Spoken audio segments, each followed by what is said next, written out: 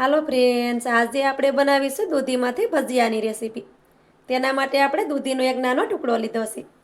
તો પહેલાં તો તેની સેલ છે તેને આપણે કાઢી લેવાની છે. તો આ રીતે સેલને પહેલાં આપણે કાઢી લેશું. દૂધીમાંથી આપણે આ રીતે સેલનો ભાગ છે તેને કાઢી લીધો છે અને તેના પાછળનો ભાગ છે ત્યાંથી પણ આપણે થોડોક કાઢી નાખ્યું છે. હવે તેમાંથી આપણે નાના ટુકડા કરવાના છે. તો ટુકડાને આપણે પાણીમાં રાખશું, જેથી કરી આ દૂધીના ટુકડા છે તે કાળા ન પડે. તો આપણે ભજીયા બનાવવાના છે, તો દૂધીમાંથી આપણે નાના ટુકડા કરવાના છે અને વચ્ચેથી આ બીજનો ભાગ છે તેને થોડોક આપણે કાઢી નાખશું. પછી તેમાંથી આ રીતે નાના ટુકડા કરશું. તો આ રીતે નાના નાના ટુકડા કરવાના.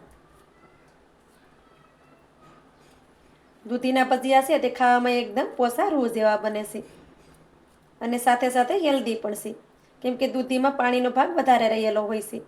તો ઉનાળામાં આપણે દૂધી ખાવી જ જોઈએ. દૂધી આપણા શરીર માટે ખૂબ જ હેલ્ધી છે. ડુંગળી અને બટેટાના ભજીયા તો તમે ઘણીવાર ખાધા હશે, પણ આ રીતે દૂધીના ભજીયા ક્યારેય ન ખાધા હોય તો એકવાર ચોક્કસથી બનાવજો.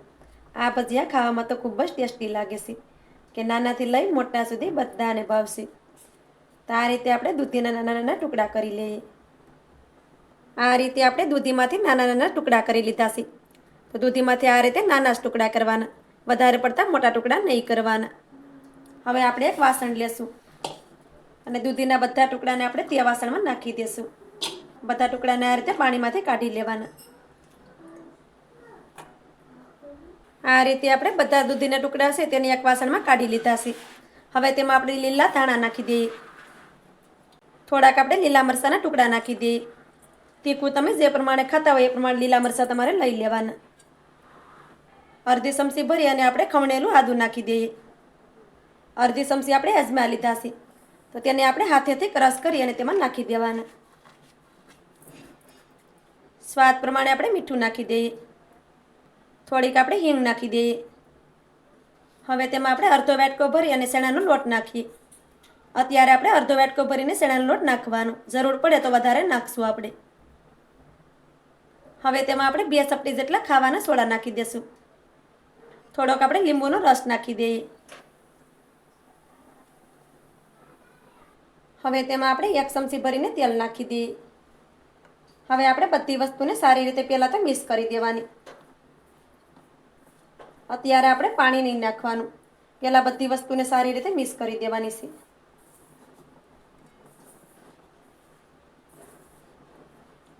તો આ રીતે આપણે બધી વસ્તુને સારી રીતે મિક્સ કરી દીધી છે.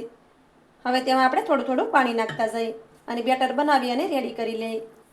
આમાં તમને વધારે જરૂર લાગે તો વધારે તમે ચણાનો લોટ પણ નાખી શકો. તો આમાં આપણે ચણાનો લોટ થોડોક ઓછો લાગે છે, તો આપણે 2 ચમચી જેટલો ચણાનો લોટ નાખી દઈશું. તો તેમાં આપણે 2 ચમચી જેટલો ચણાનો લોટ નાખી દેવાનો અને સારી રીતે મિક્સ કરવાનું. તો આ રીતે થોડું થોડું પાણી નાખતા જઈએ અને બેટરને બનાવી લઈએ.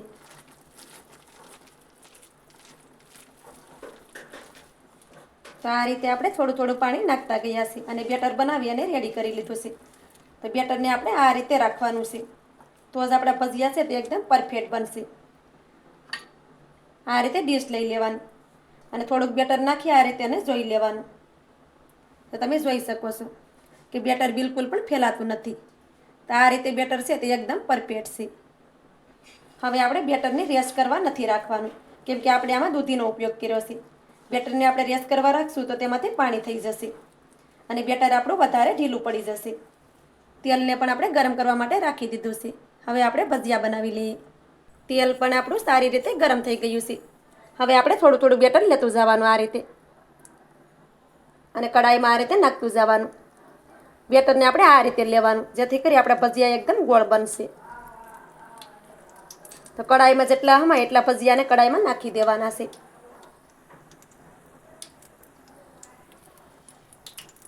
તો આ રીતે ભજીયા છે તે તેને હાથે જ ઉપર આવી જશે.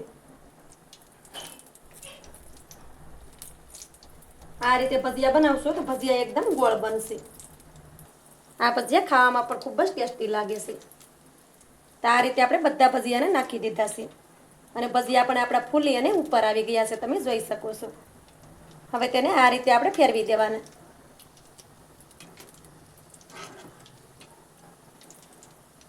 ભજીયાને આપણે આ રીતે ફેરવતા જવાનું અને ધીમા ગેસ ઉપર તેને તળી લેવાના, જેથી કરી ભજીયા છે તે અંદર સુધી સડી જાય અને બિલકુલ પણ કાચા ન રહે. ભજીયાને આપણે ધીમા ગેસ ઉપર જ બંને સાઈડમાં ફેરવતા ગયા છીએ અને ભજીયાને આપણે તળી લીધા છે. ભજીયા પણ આપણા ફૂલીને દડા જેવા થયા છે, તમે જોઈ શકો છો. હવે તેને આપણે કાઢી લઈએ. આ રીતે સ્ટેપ કરશું તો તેમાં તેલ હશે તે બધું નીકળી જશે. આ ભજીયામાં તેલ બિલકુલ પણ નથી રહેતું. ભજીયાને તમે જોઈ શકો છો કે તેમાં બિલકુલ પણ તેલ નથી. હવે તેને આપણે એક થાળીમાં કાઢી લઈએ. હવે આપણે આ જ રીતે બધા ભજીયાને તળી અને રેડી કરી લઈએ. આ રીતે આપણે બધા ભજીયાને તળી અને રેડી કરી લીધા છે.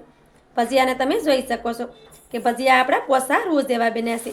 આ રીતે ભજીયા બનાવશો તો એકદમ કોસા રૂ જેવા બનશે અને અંદરથી એકદમ જાળીદાર બને છે. આ ભજીયા ખાવામાં તો બહુ જ ટેસ્ટી લાગે છે. આ ભજીયા નાનાથી લઈ મોટા સુધી બધાને ભાવશે. તેમાં તેલ પણ બિલકુલ નથી રહેતું અને એકદમ જાળીદાર બને છે. તો આ રીતે ભજીયા તમે પણ ચોક્કસથી બનાવજો. આ ભજીયા ખાવામાં હેલ્ધી પણ છે. તો મારી આજની રેસીપી તમને સારી લાગી હોય તો લાઈક કરી કોમેન્ટ કરી દેજો. ચેનલ પર નવા હોય તો ચેનલને સબસ્ક્રાઈબ કરવાનું ભૂલતા નહીં. તો મળીએ એક આવી જ નવી રેસીપીની સાથે. ત્યાં સુધી બધાને જય માતાજી.